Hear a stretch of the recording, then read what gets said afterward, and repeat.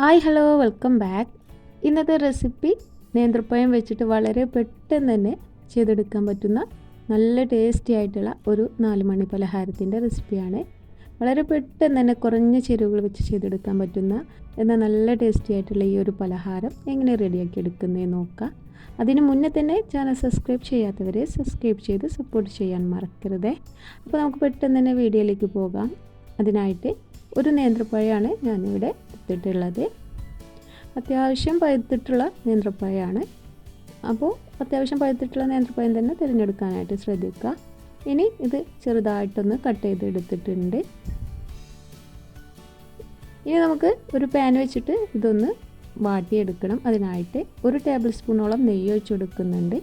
നെയ്യൊന്ന് ചൂടായി വന്നാൽ നമ്മുടെ നേരത്തെ കട്ട് ചെയ്ത് വെച്ചിട്ടുള്ള നേന്ത്രപ്പഴം ഇതിലേക്ക് ചേർത്ത് കൊടുക്കുക.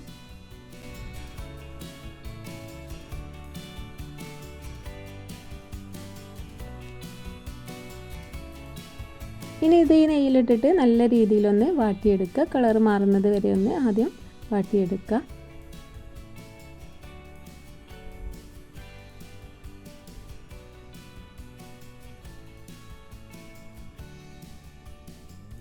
അപ്പോൾ ഇതാ ജസ്റ്റ് ഒന്ന് കളർ മാറി വന്നിട്ടുണ്ട്. ഇനി ഇതിലേക്ക് മധുരത്തിന് ആവശ്യമായിട്ട് ഒരു 2 ടേബിൾ സ്പൂണോളം പഞ്ചസാര ചേർത്ത് കൊടുക്കുന്നുണ്ട്.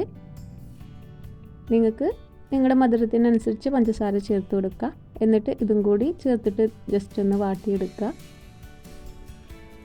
ഈ പഞ്ചസാരയൊക്കെ ചേർത്തിട്ട് ഒന്നും കൂടി ഒന്ന് സോഫ്റ്റ് ആയി കിട്ടും. അതുവരെ നമുക്കൊന്നതൊന്ന് വാട്ടിയെടുക്കുക.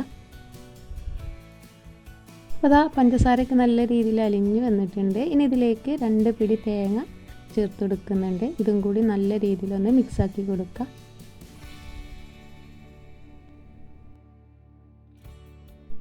ഇതിങ്ങനെ മിക്സാക്കി വാട്ടിയെടുക്കുന്നതോടൊപ്പം തന്നെ ഇത് ജസ്റ്റ് ഒന്ന് ഇങ്ങനെ ഉടച്ചിട്ട് കൊടുക്കുക.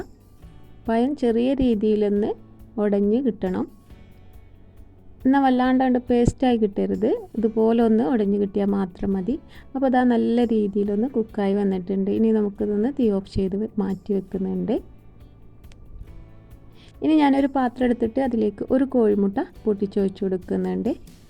പിന്നെ ഇതിലേക്ക് 2 ടേബിൾ സ്പൂണോളം മധുരത്തിന് ആവശ്യമായിട്ട് പഞ്ചസാര ചേർത്ത് കൊടുക്കുന്നുണ്ട്. പിന്നെ ഒരു 1/4 ടീസ്പൂണോളം ഏലക്കാപ്പൊടി ചേർത്ത് കൊടുക്കുന്നുണ്ട്. ഇനി ഇതിലേക്ക് ഒരു നുള്ളു ഉപ്പും കൂടി ചേർത്ത് കൊടുക്കുന്നുണ്ട്. എന്നിട്ട് ഒരു ഫോർക്കോ അതല്ലാന്നുണ്ടെങ്കിൽ ഒരു വിസ്ക് വെച്ചിട്ട് നല്ല രീതിയിലൊന്ന് ഈ മുട്ടയും പഞ്ചസാരയും അലിഞ്ഞ് വരുന്നത് വരെ ഒന്ന് പതപ്പിച്ചെടുക്കണം. ഇനി ഇതിലേക്ക് ഞാനിവിടെ ഒരു 1/4 കപ്പോളം മൈദപ്പൊടിയാണ് ചേർത്തെടുക്കുന്നത്. അപ്പോൾ നിങ്ങളുടെ പഴത്തിൻ്റെ അളവിനനുസരിച്ച് നിങ്ങൾക്ക് മൈദപ്പൊടി കൂട്ടുകയോ കുറയ്ക്കുകയൊക്കെ ചെയ്യാം. പിന്നെ ഇതിലേക്ക് 1 ടേബിൾ സ്പൂണോളം അരിപ്പൊടിയും കൂടി ചേർത്തെടുക്കുന്നുണ്ട്. ഒരു ക്രിസ്പ്നെസ് കിട്ടാൻ വേണ്ടിയിട്ടാണ്. ഇനി നമുക്കിത് ജസ്റ്റ് ഒന്ന് മിക്സാക്കി കൊടുക്കാം.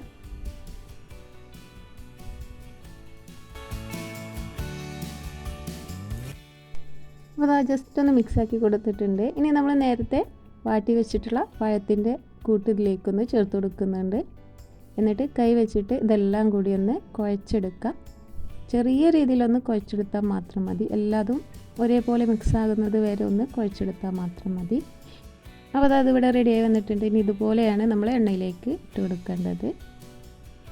അപ്പോൾ ഓയിൽ ചൂടായതിനു ശേഷം നമുക്ക് ഇത് ഓരോന്നും ഇതിലേക്ക് ഇതുപോലെ ഒന്ന് നുള്ളിയിട്ട് കൊടുക്കുക.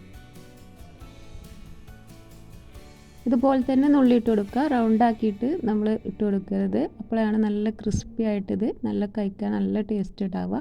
ഇതുപോലെ തന്നെ നുള്ളിയിട്ട് കൊടുക്കുക.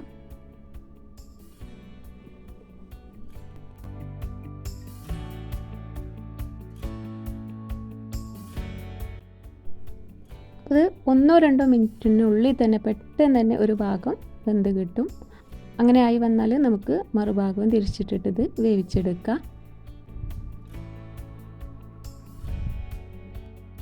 അപ്പോൾ പഴം ഓൾറെഡി വെന്തതാണ്. പിന്നെ മൈദപ്പൊടി മാത്രമേ ഉള്ളൂ ഇതിലൊന്ന് കുക്കായി കിട്ടാൻ. അപ്പോൾ പെട്ടെന്ന് തന്നെ ഇതായി കിട്ടും. അതുവരെ നമുക്ക് 2 സൈഡ് ഇതുപോലെ ഒന്ന് മറിച്ചിട്ടിട്ട് വേവിച്ചെടുക്കുക.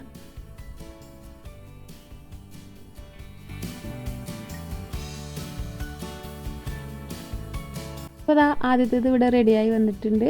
ഇതൊന്ന് കോരി മാറ്റി വെക്കുന്നുണ്ട്. ഇനി ബാക്കിയുള്ളത് നമുക്കിതുപോലെ തന്നെ എണ്ണയിലേക്ക് ഇട്ടിട്ട് ഫ്രൈ ചെയ്തെടുക്കുക.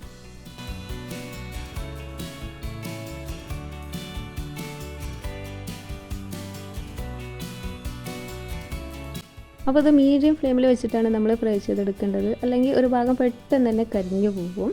അതുകൊണ്ട് മീഡിയം ഫ്ലെയിമിൽ വെച്ചിട്ട് ഫ്രൈ ചെയ്തെടുക്കുക. ഇടയ്ക്ക് ഇതുപോലെ ഒന്ന് ഇളക്കി കൊടുത്താൽ പെട്ടെന്ന് ഒട്ടി പിടിച്ചതൊക്കെ ഉണ്ടെങ്കിൽ ഈ ഒരു സമയത്ത് നമുക്ക് വേർപെടുത്തി കിട്ടും.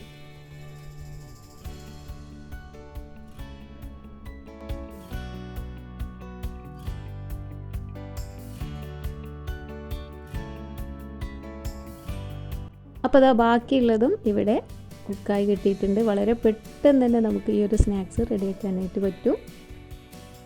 അപ്പോൾ ഇതാ ഒരു നേന്ത്രപ്പഴം വെച്ചിട്ട് നല്ല ടേസ്റ്റി ആയിട്ടുള്ള ഒരു പലഹാരം ഇവിടെ റെഡി ആയിട്ടുണ്ട്. വളരെ പെട്ടെന്ന് തന്നെ ഉണ്ടാക്കാൻ പറ്റുന്ന നല്ല ടേസ്റ്റി ആയിട്ടുള്ള ഒരു പലഹാരത്തിൻ്റെ റെസിപ്പിയാണിത്. നിങ്ങളെല്ലാവരും ഇതേപോലെ ഒന്ന് ട്രൈ ചെയ്ത് നോക്കുക. എന്തായാലും നിങ്ങൾക്ക് ഇഷ്ടപ്പെടും.